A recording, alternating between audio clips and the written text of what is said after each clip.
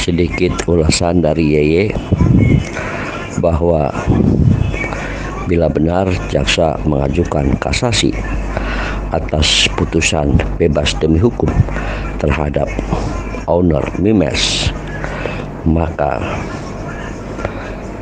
kasasi Yeye jamin 99% ditolak.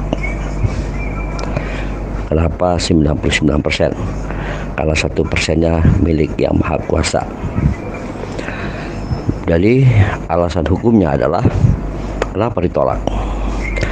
Karena dalam putusan Pengadilan Negeri Surabaya dalam perkara pidana terhadap owner, dalam salah satu pertimbangannya adalah bahwa jaksa tidak cermat dalam menentukan status terdakwa, apakah terdakwa dalam kapasitas selaku direktur utama atau selaku pribadi. Karena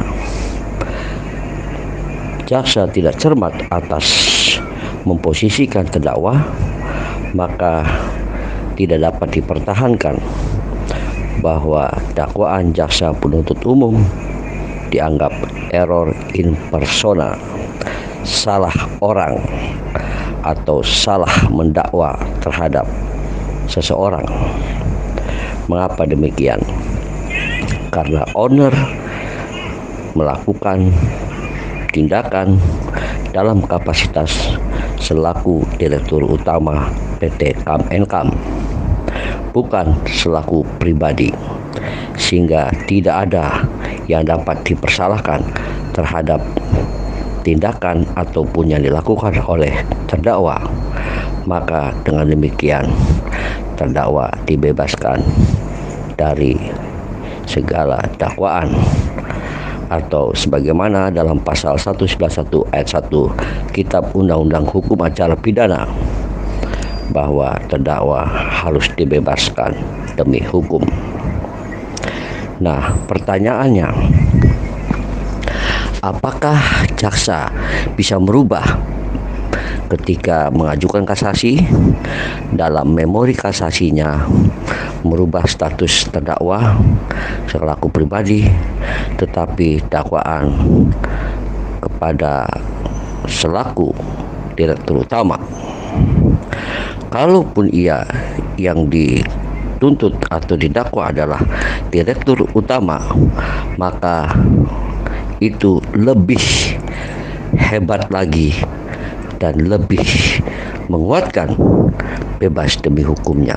Kenapa? Kalau direktur utama yang diposisikan selaku terdakwa, maka selaku direktur utama terhadap KAM Nkam, di mana pelaku usaha dalam undang-undang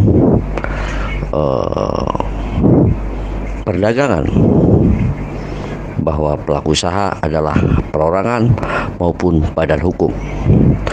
Nah, dalam posisi badan hukum tentu ada mekanisme untuk menyatakan PT KAM Nkam dianggap menyimpang atau bersalah. Nyatanya tidak ada tuduhan tersebut, sehingga tidak dapat dipersalahkan selaku direktur utama.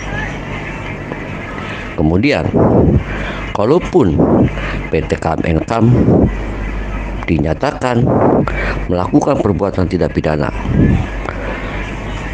atau direkturnya dianggap melakukan tidak pidana, maka PT KAM Nkam dengan produknya adalah Mimes, aplikasi Mimes, maka aplikasi Mimes karena bersifat elektronik atau digital, maka harus ada rekomendasi dari lembaga yang berwenang, katakanlah Menko Info, dan Menko Info harus mendapat permintaan dari Departemen Perdagangan oleh pegawai penyidik sipil atau PPNS, penyelidik pegawai negeri sipil.